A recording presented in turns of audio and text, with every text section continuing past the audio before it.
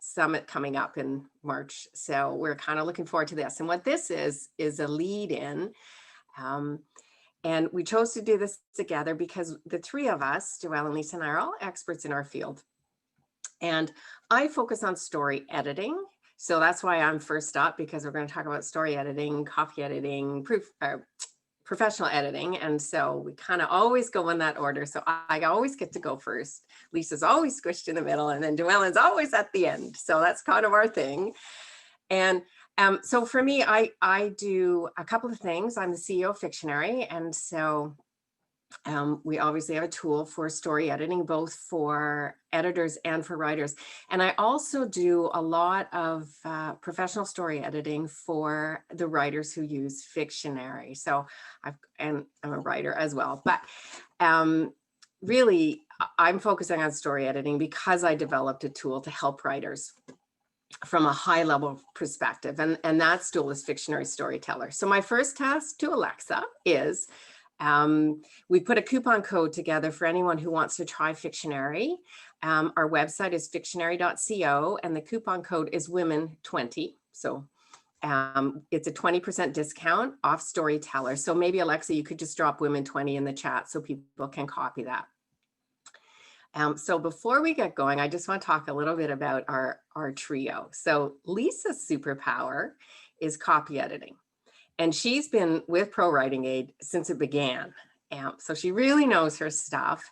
And one of the joys that I found working with Lisa and ProWriting Aid is they truly care about writers.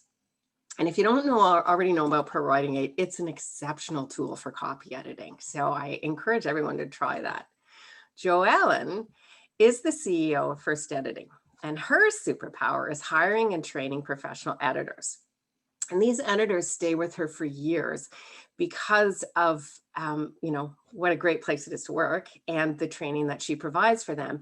And she does this so she can offer the best in human editing to writers. And by keeping the same editors for so long and investing in them, she knows that they're providing a great service. So the three of us joined forces because we want to provide a process for writers to get from a first draft to a polished novel. We all know that's really, really hard because we've all done it, and it's really, really hard. So we're coming from a place of experience. Today, I'm going to speak about story editing and what it means to edit your own story. Lisa is obviously going to talk about copy editing, and JoEllen is going to talk about what it means to work with a professional editor. So I see in the chat, someone's using Fictionary and ProWriting Aid. Okay, I'm just going to say I love you. Thank you. That's great. Okay, so in March, we're going to go into more detail in these three topics. Today, we each only have about 15 minutes each, so it's going to be a high-level view of the topics. So the first thing I want to say and really emphasize is you can and should edit your own story. And I believe this so strongly. I spent years researching and developing Fictionary to help writers.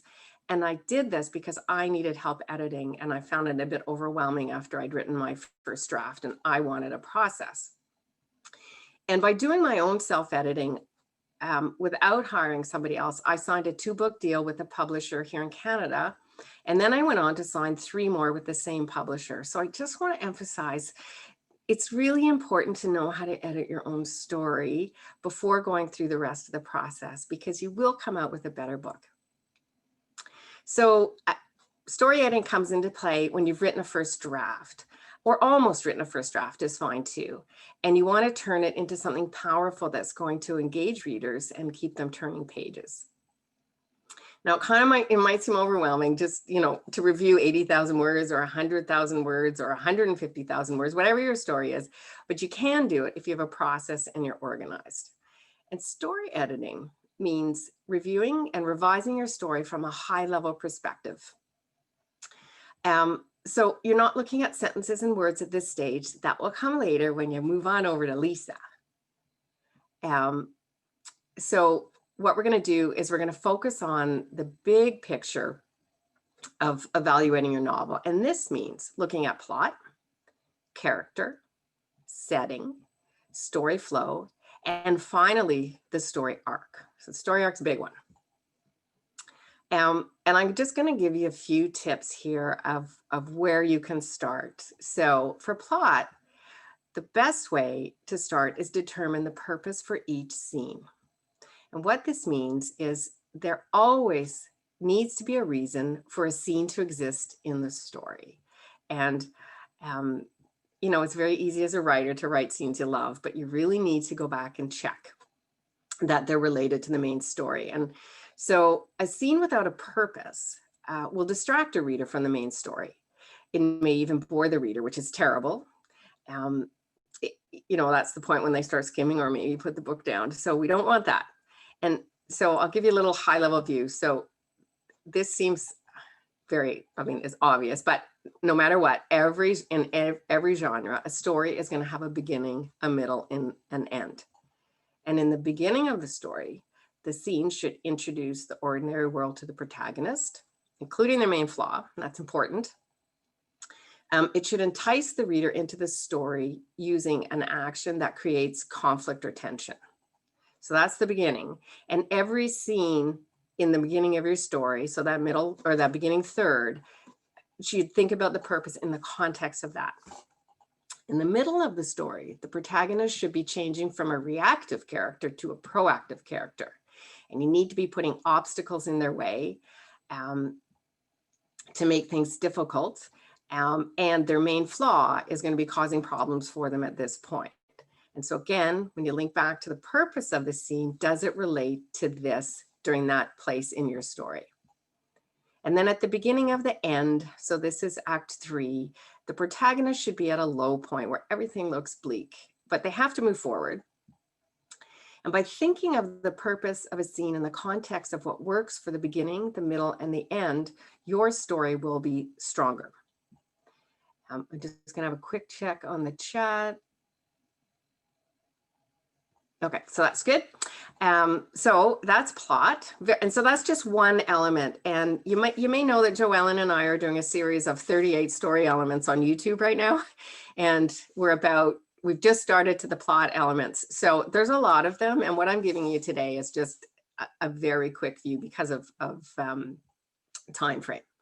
So for character, there's two things you want to look at for every scene. And one is who has the point of view for the scene. And the second is what's their goal. So the point of view character is the character who is telling the story at any given moment. The feelings, actions, and senses of the scene are all derived from the point of view character's experiences. So a character goal, now that we know who the point of view character is simply what that character wants. And goals drive the story forward. And if a character doesn't have a goal, what are they doing? Nothing. They need to have a goal. And as we talked about with the plot, there has to be obstacles in the way of their goal. Sometimes they're going to succeed. Sometimes they're going to fail. And they shouldn't do either too much, because a character who always succeeds is boring. And a character who always fails is a bit depressing. So there needs to be a few ups and downs, and you need to keep track of that. So if the story doesn't have a goal, the other thing that happens is there's no one, if the point of view character doesn't have a goal, there's no one for the reader to cheer for or against. And readers like to cheer for it. They want to worry that a character is going to fail, and they want to go forward thinking about, are they going to make it or are they not? And without a goal, there's nothing to cheer for. And the goals within the scenes can be minor goals for a particular scene, or they can also be part of the big goal of the whole novel. So the protagonist will have a main goal, and it can be part of that, and you can vary it as you go through. A scene where the point of view character doesn't have a goal will lack tension. And back to getting bored, without tension, the reader gets bored. And so there must be tension in every scene. So when you go through, you want to ask for yourself, is there tension in every scene? And the tension needs to be related to the plot. It can't just be tension for the sake of tension. So a side argument with the parking attendant that has nothing to do with the story will seem inconsequential and not relevant. So that leads us to setting. So here, and this is actually my favorite favorite of the 38 story elements. And the question is, ask yourself if the location you chose is the best place for emotional impact. And I love this one because for me as a writer, that was my weakness. I wrote my first draft and literally I started every scene in a doorway in an office of my protagonist. And my husband was kind enough to point that out to me that, do you know you do this? And that's when I started to really study, well, what should I be doing? And by asking myself, what emotion do I want to create? And do I want that emotion in the reader or in the main character for that scene, or for the antagonist? I could place the scene in a really strategic spot or setting within my story world. Of course, it has to make sense within the story world you create for your story, but you can bring out weaknesses or strengths in a character. You can bring out memories. There's so many things you can do with choosing the right setting. And so when I go through my own books, I always look, and then I will rewrite the entire scene based on changing the location and seeing what I can bring out. And then just a little bit back to plot is story flow. And so when you're looking at your scenes, do you have an entry hook and an exit hook? So the entry hook is what entices the reader to start the scene and get into it. And it should happen in the first or second paragraph, not too late. And the exit hook is what entices them to want to read the next scene. And this is how you create a page turner, is by looking at the opening and ending of each scene and thinking what would get the reader to start reading and what will get the reader to start the next scene. So once you've done all of that, then we come to the story arc. So the story arc has literally been around for over 2,000 years. And all commercially successful books follow the story arc over history. So it's a proven form. And I want to say form very carefully. It's not formulaic. The story and imagination are all yours. And each story is unique to the writer. So it's something that you can use and evaluate your story against. So good story is going to contain the key plot events in the right place. So you want to check for the inciting incident, plot point 1, midpoint, plot point 2, the climax, and you want to look to see where they are in your story. So I'll just give you super quick overview. The inciting incident should be before 15%. The plot point 1 should be somewhere between 20 and 30%. Midpoint around the 50% mark, big surprise. Plot point 2 around the 75% mark, and then the climax around 90. And these are ranges, they're not set in stone. You want to kind of look, and if you're not using one of these, you want to make sure you understand why. Okay, so that's it for a very quick overview of what story editing is. And once you've done all that and you're happy with your story, that's the time to go to copy editing. So no surprise here, we're going to go over to Lisa and talk about copy editing. Yeah, well, and that's really interesting because I think it's important to look at this in this certain order because copy editing is looking at sentences and paragraphs. And if you haven't done the work that Kristina is talking about making sure all the elements are there and looking at your scenes to see if they're contributing, you may end up cutting a lot of that. You may end up getting rid of it. And so if you've done a lot of the really tight technical work at the end, and then you have to go and get rid of that bit of that chapter, that subplot, even that whole character, it's really heartbreaking if you've invested that much more of your time into it. And so that's one of the reasons why Kristina and I work together a lot, because her side of things is that big picture, look at how it all comes together overall. Whereas once you've got all of the main big pieces in place, then you sort of come down into the smaller, shorter elements. And so that's when you get to copy editing. That's when you're looking at like the very fine detail of each sentence and each paragraph. And just before I start, I just wanted to say, Kristina's software, Fictionary, if you have a book, you can just pop it in there and it'll map out your story arc for you in this magical way. And it'll tell you what percentage of the way in your inciting incident is. yeah, it's very cool. So if you have a manuscript, stick it in there and have a look, because it's a very cool feature. Anyway, okay, so copy editing. I always think of copy editing as making sure that your ideas, and I mean the really specific nuance of your ideas, flow from the mind, from your mind into the mind of your reader in the best way possible. And no matter what you're writing, whether you're writing nonfiction or fiction or a dissertation or whatever, your word choice and your sentence structure will affect how your reader takes in your ideas. And when I'm trying to share an idea or a story, I want my reader to be really focused on the idea and not trying to figure out what I mean. So if somebody's reading something that I've written, I feel like every time they have to stop and have that, wait, what moment? And they have to go back and read that sentence again or read the paragraph again, then I have failed in my edit. They need to, maybe I tried to fit too many points in. Maybe I made my sentence meander around a bit. I have a bad habit of writing long, drawn out sentences and trying to squeeze 12 points into one sentence. And if it doesn't make sense to them easily and doesn't go in, they'll come out of your idea or out of your story and go back and look at it again. And so really good copy editing, as far as I'm concerned, is the art of making your writing invisible. And so this doesn't mean that your ideas have to be dumbed down. Your ideas and your story and your description and your characters, they can be super lush, but your writing needs to be simple and clear so that your ideas shine through. Like one of my favorite quotes is from Elmore Leonard. He famously said, "If it sounds like writing, then I rewrite it." And I think that's something that I just always think about. So then how does editing technology help with this? One thing that we see a lot is that new writers make a lot of the same mistakes.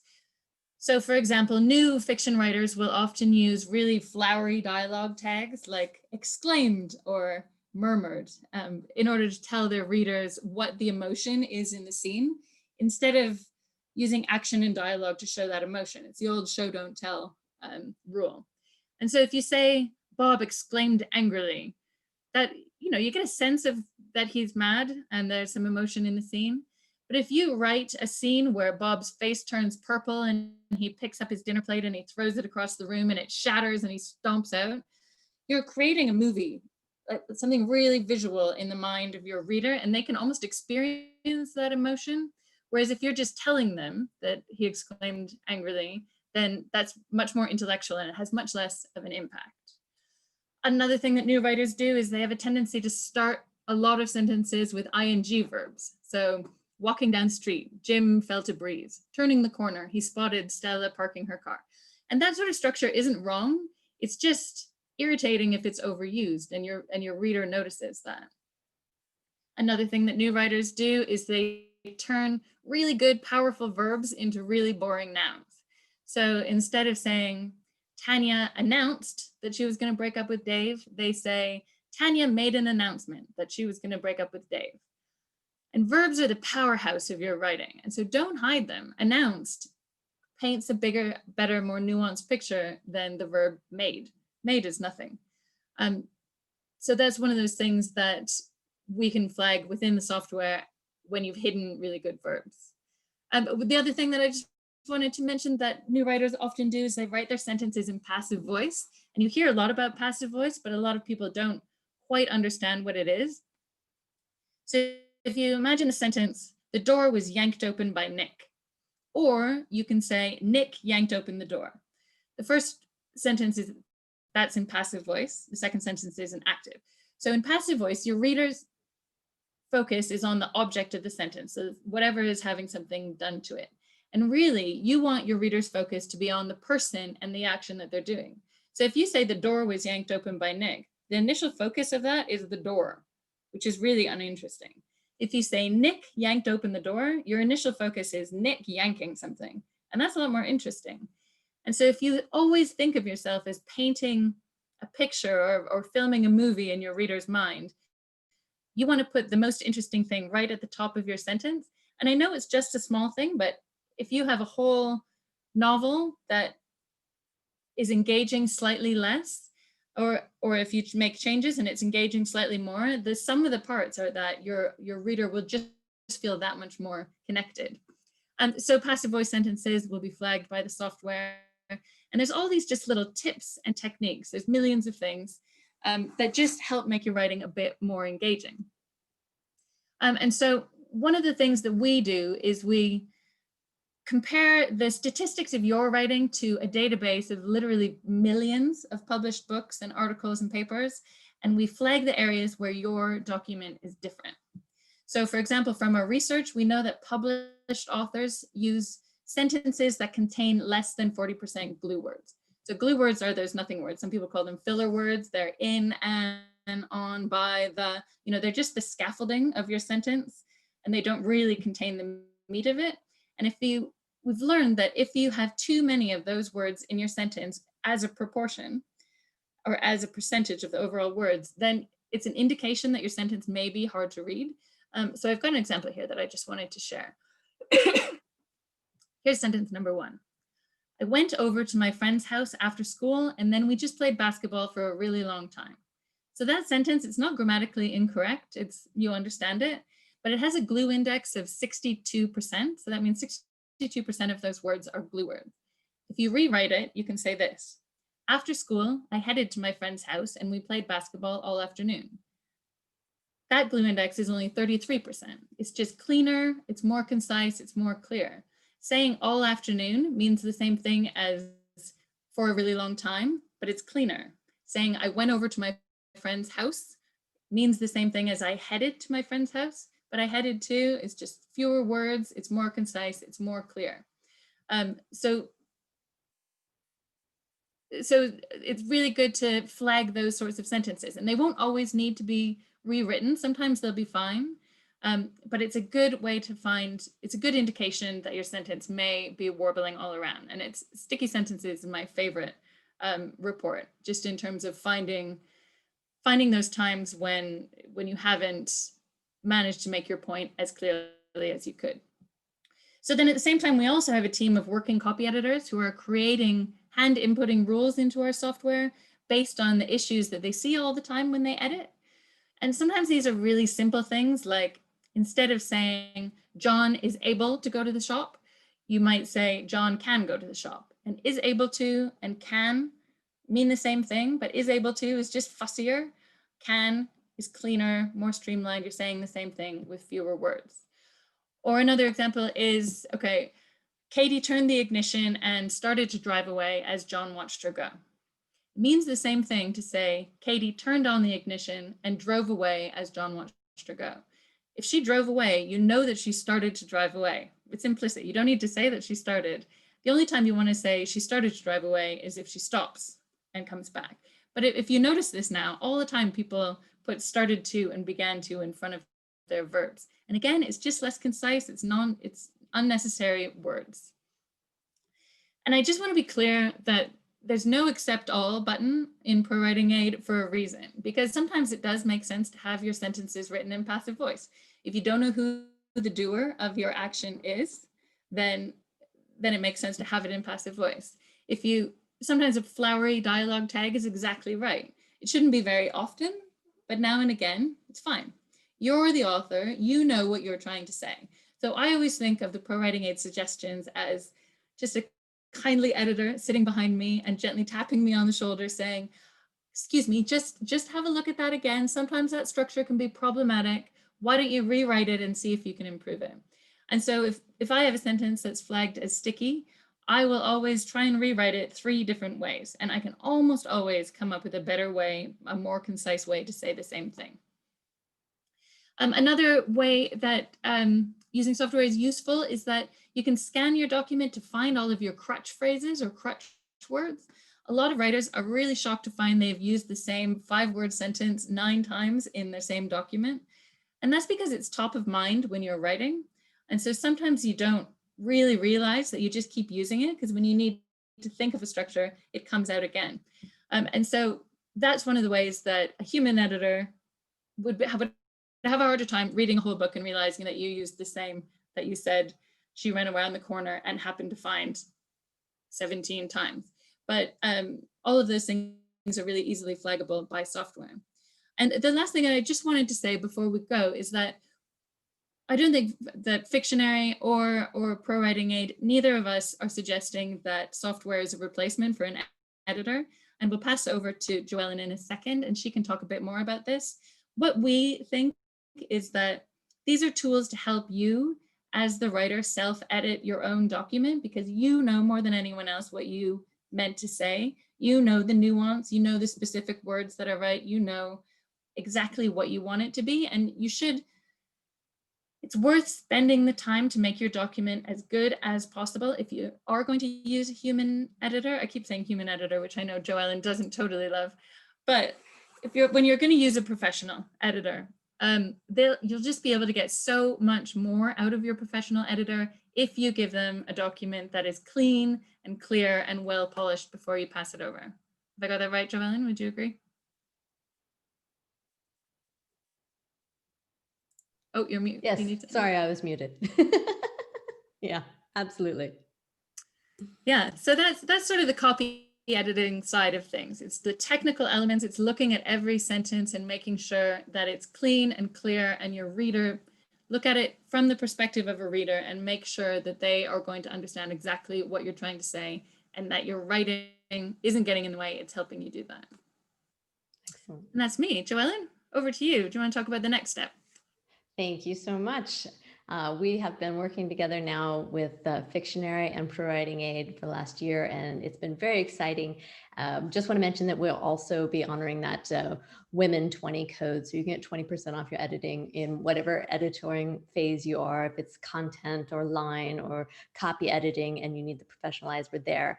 And just to catch up on that, with Fictionary, we are the first entrepreneur certified story coaches in the world out there. So we're very proud of that. We've put all of our fiction editors through the training that Kristina provides.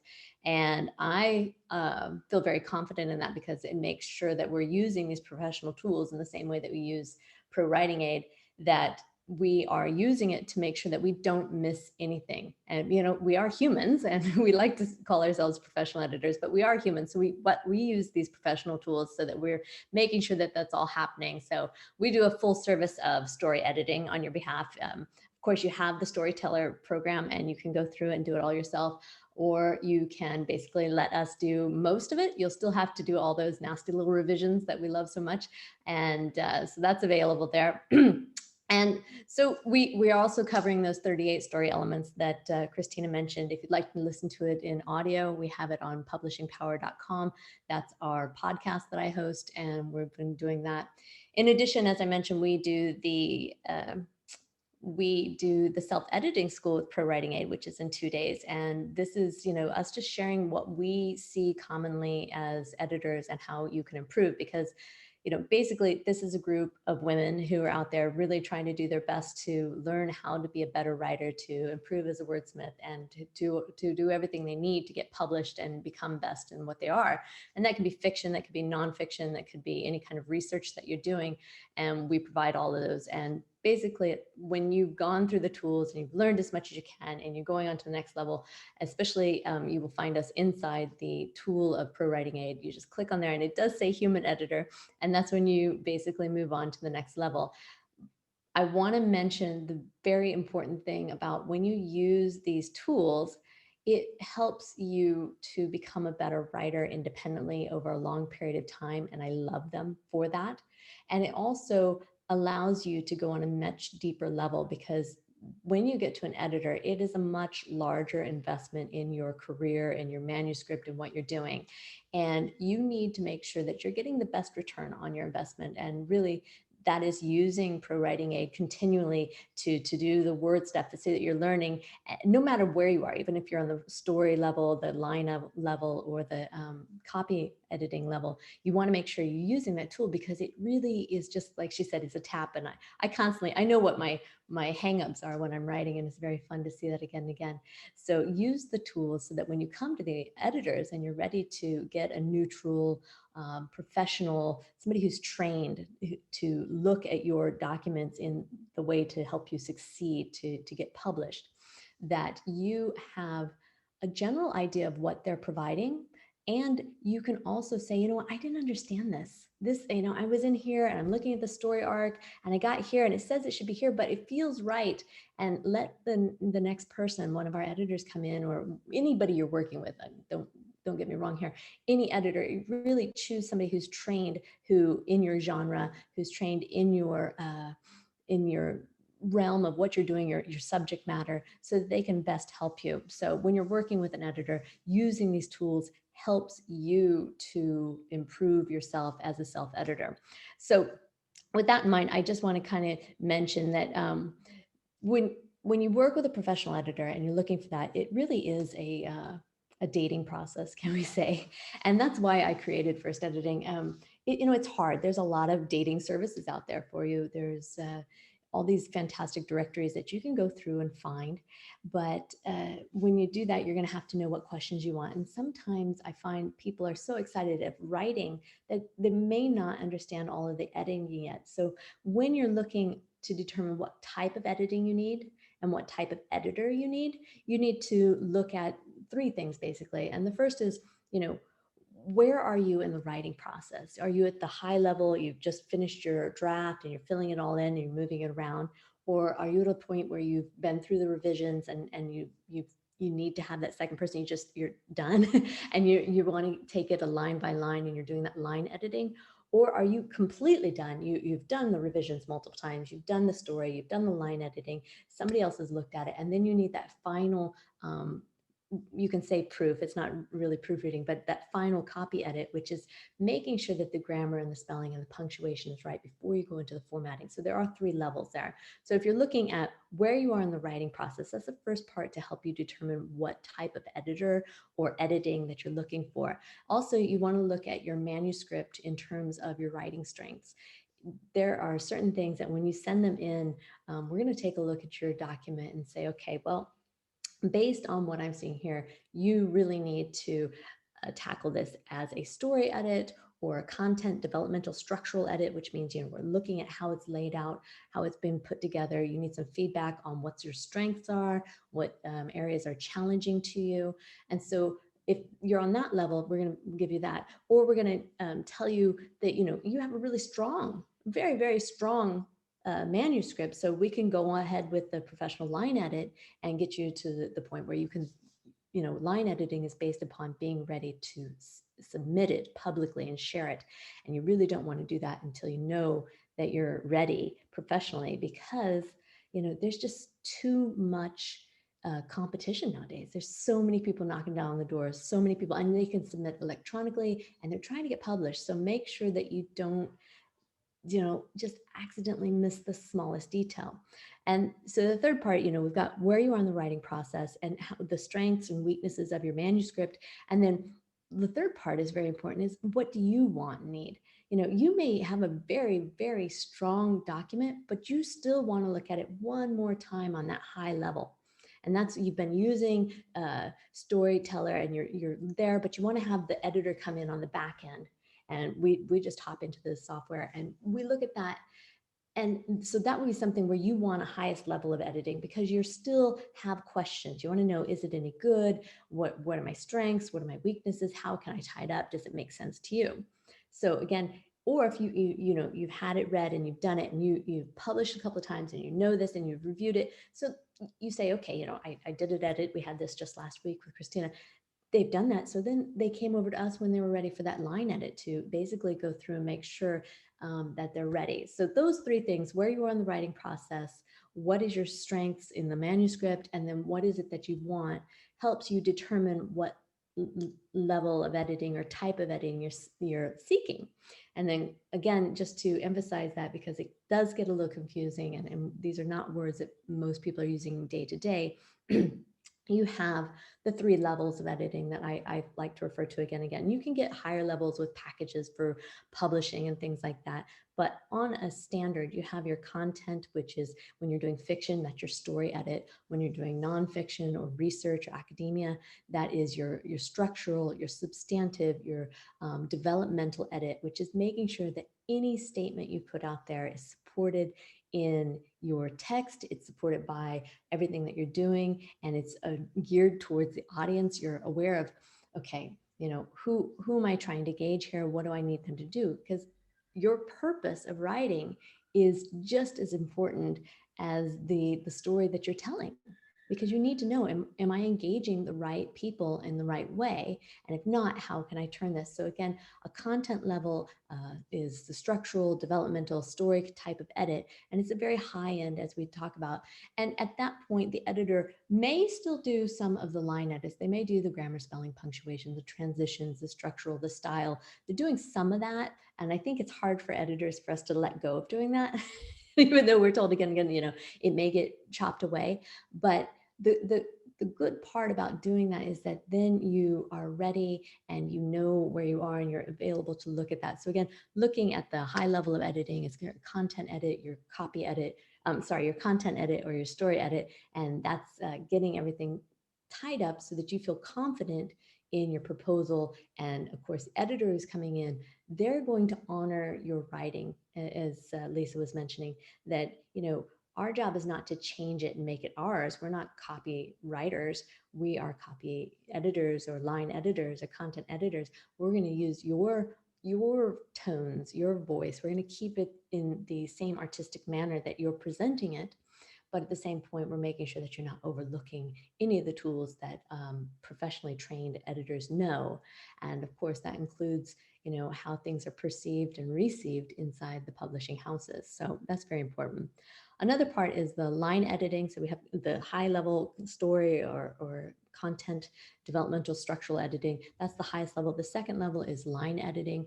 And it's basically what we're talking about is how it's named. It's a line by a line. It's looking at the paragraphs. It's making sure that it's cohesive and that it's making sense and your transition, it's smooth, that your flow is all there and it's being taken care of very well so that you're really serving your document there. And each editor, by the way, each editor specializes in that type of editing. So you want to have somebody who is certified, trained, and extensively professional as a content or a story editor. That's why we went ahead and trained and certified all of our editors for the story edit, those who do fiction. But of course, and an academic editor is the only person who can do some of your work. You want to have a subject matter expert there. So different things, whatever you're dealing with, but make sure that whatever level of editing that you're getting, that is what that editor specializes in. So when you have a line edit, they're looking more at the transitions and the phrases and how it's flowing and is it professional. They're not going to take a chapter and move it from one to the other. They're not going to look at your strength and your conflict and resolution. So you move on to the line edit, and that is normally when you get somebody who says, get that edited before you submit it to an agent, get that edited before you submit it to peers for review, or get that edited before you submit it in as part of any kind of formal documentation or even self-publishing. That's the minimum level that you really need to be looking for from your professional editor. And then of course you have copy editing, which of course you're using this fantastic tool, but of course, and it's getting so doggone really, really, really smart. This artificial intelligence is amazing, which is good. It helps us really stay on our toes. But again, there's still some things that is this the right use of this particular word? Can we go ahead and break the rules? And if we do, are we consciously choosing to break these grammar or punctuation, whatever rules, to make it more evident or to get our point across clearly? So those are what we're looking at. And again, we are covering a lot of that information for your fiction writers in the 38 story elements. You can join us on publishingpower.com or on YouTube. Both Kristina and I have that up there and listed, and you can find them there.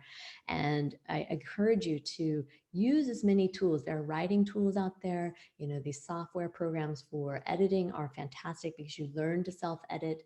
Join us over at the Self-Editing School with Lisa, and we'll be covering more and more of this for all genres there, the fiction, the nonfiction, and the fiction, the nonfiction, and the academic. Lastly being said, we do have an ebook, and I'm sure we can throw up the link there that we wrote together, the three of us, before the London Book Fair last year.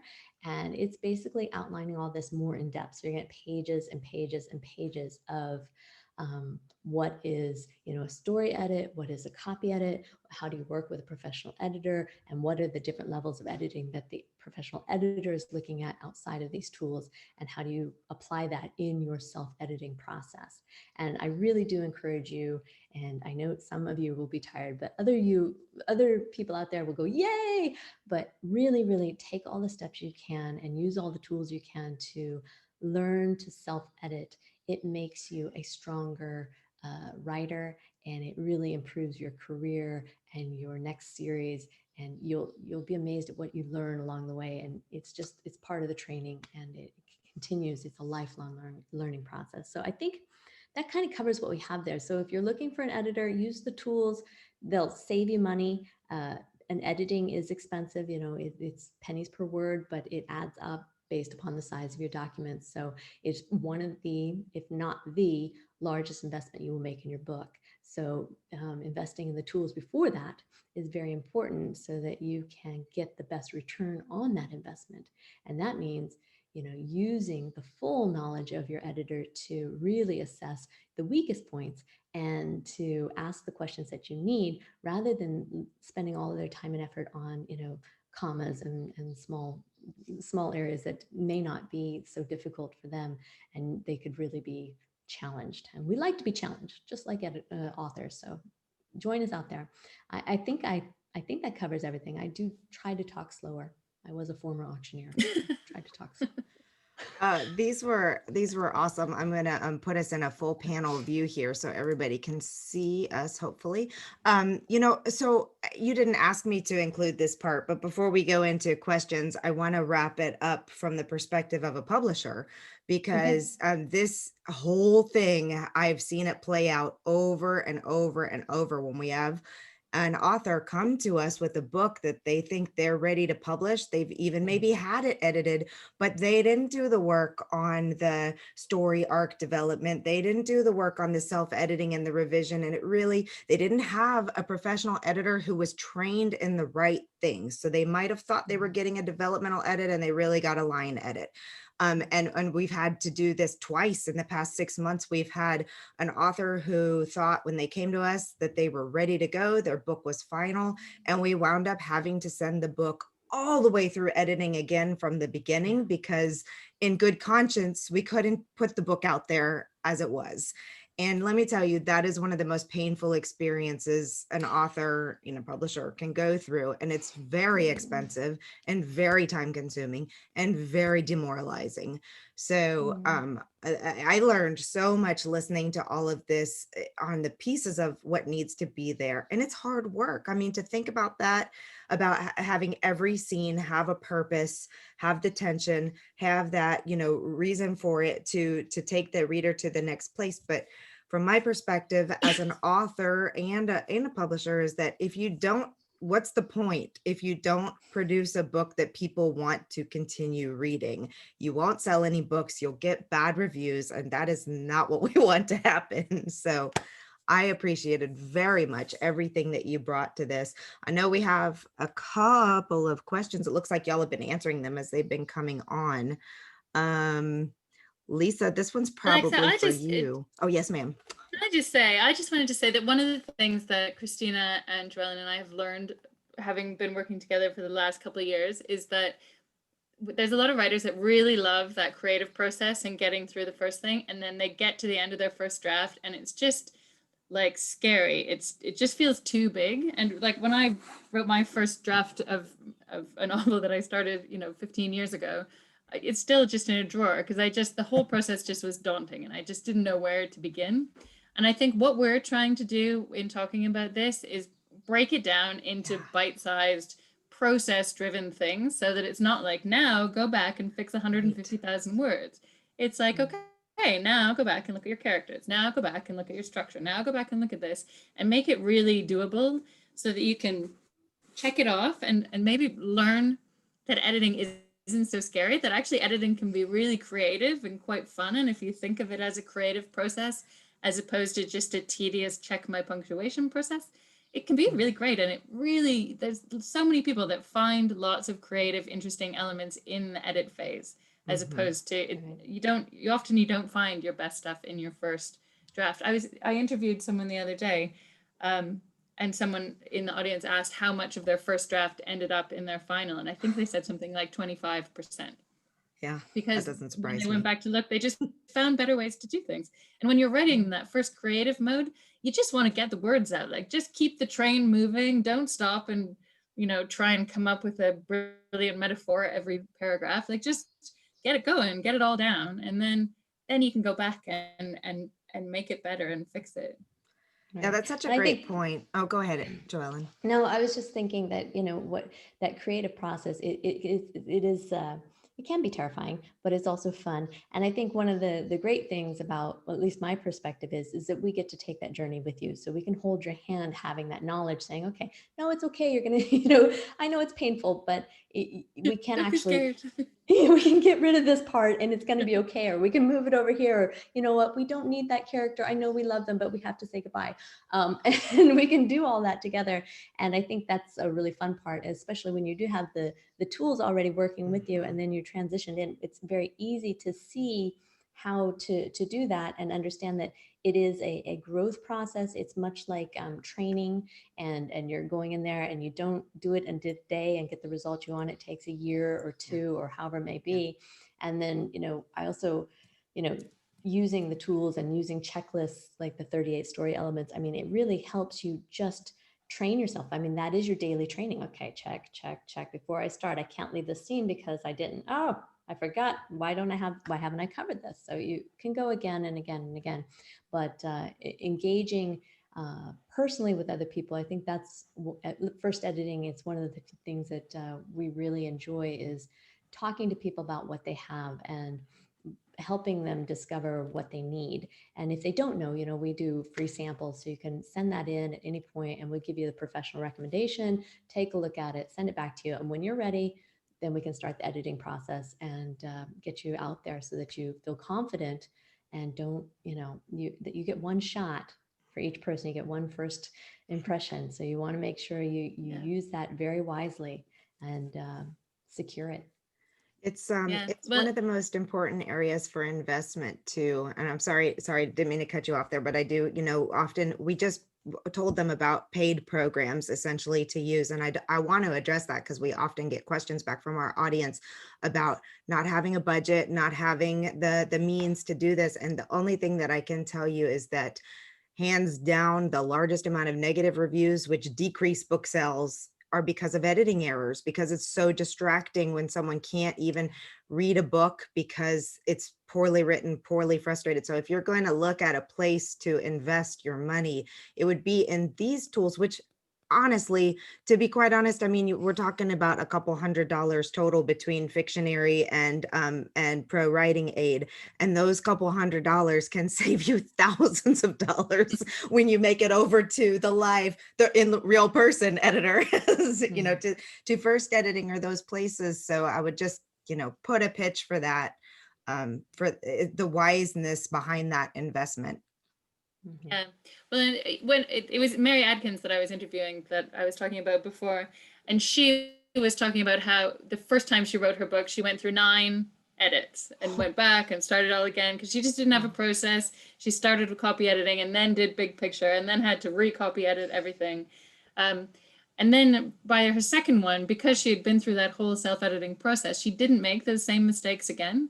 And so she only had 1, maybe 2 rounds of edits on her second book. And so if you put the time in to do the self-edit, it's going to save you a lot of time for future books, because nobody wants to write just one book, right? Everybody wants to have a series, or they have another story to tell, or they have another thing that they want to share. And so the more you can build your own skills, those skills will still be in there for next time around. That is so Right. true. It's so important to treat it as a long term, and don't beat yourself up. We all make mistakes. In fact, you're supposed to. You fall down so you learn to walk. You mess up so that you can make it better. And that's part of the editing process, is that there's beauty in the mistakes. There are that's where we learn the best. But make sure that you prepare yourself with a good amount of expertise as you're doing that. And that's why I think, that's why we're working here. We really want to help people become better writers. And I know that when, somebody comes in from Fictionary and they've done a storyteller, then I know, okay, they know exactly, we can talk on the same level here. We can start boom, boom, boom, boom, boom. And if somebody comes in, they talk about a report, they got a ProWriting aid, we can, we've got a perfect analysis. We know what to look for, and it helps us catch it easier because it may be something that you've eliminated most of it, but now we know, oh, this is really a big issue we need to take care of. So make sure you're doing that. And then, we're just making sure that we can hand you off from the right person. So when you're going on to the publishing, of course, you want an expert there who can walk you through that publishing process. It's scary, and it's always better to do it as a team. Isn't that why we're here, the women in publishing? Absolutely. There is one question on grammar. I don't know who wants to handle that one. Lisa does. Lisa totally wants it. My problem is with grammar. I've read grammar books until my face is blue, and sometimes the light bulb doesn't go on. I know that feeling. I've been using ProWriting Aid for years for grammar, but still my critique group find run-on sentences, etc. When I printed this out to people at ProWriting Aid, pointed this out, they said they are working on better grammar programs. Is there more items I can flag when ProWriting Aid reads my work? Well, I mean, at the end of the day, ProWriting Aid is a computer, right? And the English language is really complex. And so there's some things that it'll be able to catch and some things that it won't. And part of the focus on learning is so that you build your understanding and build your skills around grammar, so that even if there is something that comes up that we don't manage to catch, and the longer your sentence is, the harder it is for our algorithm to read it. And if you've made a mistake that no one else has ever made before, then it won't be flagged. And so if you've just done something sort of strange or a typo or something along those lines, then it won't be flagged. But if you are building your skills and as you're going along and looking at the educational information within the grammar checker, clicking that little orange eye and reading, then you're going to build your skills, and then you're less likely to make those mistakes, and you'll be more likely to catch them when you go back and through them. So even if we don't manage to catch them, hopefully you will. But some things are tricky. Run-on sentences are always a bit tricky. We haven't found a great way to catch those yet. But that said, we do have a team of 6 full-time machine learning specialists who are working on developing the app even further, and they're doing incredible things. And so, a year from now, I feel like there'll be so much more in it. It's a completely different app from what it was a year ago, and it'll keep developing as people keep learning. So yeah, use it as it's not going to catch anything, but use it as a help. Can I just make a follow-up to that? So grammar is really hard. It just is, right? It just is. And early on, I went to Humber School for Writers, and I had a mentor there. And I sent her a draft of my book, and she read through it, and she came back to me and said, "Oh, Kristina, you got to learn how to use a comma." And I literally went away and I studied the comma for 2 months. That's all I studied. I figured out how to use a comma because, one, I was so embarrassed to think, wow, I've been through university. I use a comma. Like it's a shocker when someone else says something so basic to you. And then when I started to study it, I realized how really difficult it is because of the so complex of it. And I'm not kidding. I spent 2 months and I just worked on practicing with the comma. And now I can see comma errors. It's the one thing I can do for copy editing. Is I know what a comma does, but it's hard. So don't beat yourself up if you find it difficult, because it is. Well, that makes me feel a lot better that I was struggling with helping my 8th grader with his English than on the comma classes. Oh, if you had to study it for 2 months, I feel okay that in my 30-minute review of his grammar source, so I think the big picture thing here is, one thing I want to say is I know we have a lot of indie and self-published authors in our audience, and that is our target audience and where I came up. But, one of the things that I hear indie authors saying all the time about why they self-published is because they wanted to publish faster. And I just want to say there's a really good reason why it takes traditional companies 2 to 3 years to publish a book, for all the elements across the board that need to be done for it to be well. And slow down. Publishing a bad book faster is not going to result in money coming in the door. Take the time, do it right, follow this process, learn the story arc, learn the self-editing practice, and you will get faster. I just did an interview with Jenny Goutet, who is one of the leading indie authors in the Regency fiction right now. And she talked about how her first book took her 2 years to write. And then her second book took her a year to write. And now she's publishing 3 books a year. So Lisa's point is dead on. It does, you get better as you go, but do it right. I'm so grateful to all of you for being here today and for your support of this event. ProWriting Aid, in case anyone doesn't know, I should have mentioned this at the beginning, is our silver sponsor, and they've been a sponsor for the last 3 years. What a wonderful partner to our community in general and to us as an organization. I appreciate everything you do for writers. Wonderful resources on all these ladies' websites. If you can't afford to purchase the tools right now, go get on the email list, read their blogs, show up at their free webinars, subscribe to the YouTube channels, download the ebook, work on your craft. There are tons of resources to help you out there. All of them will be again in front of you to dig deeper into each of their individual topics. Actually, it'll be Haley from ProWriting Aid, not Lisa this year, but please do grab your ticket, come participate in that. And is there anything else you all would like to say in closing? I just want to end with what I said at the beginning, is you truly can self-edit your book and have the confidence to do it, that it will help you become a better writer. Yeah, agreed. It's worth it. Use the tools. They're the same tools we use as professional editors. I mean, that's what we're using. And what we do is we use those as the foundation, and then we use our professional training and experience to make sure you're prepared. So again, this is the secret weapons that you need. And one more plug for ProWriting Aid, because I use this every single day. It's not just for editing your book. I have the plugin on my website, the Chrome tool, so it catches errors in my emails, which I still miss a couple from time to time.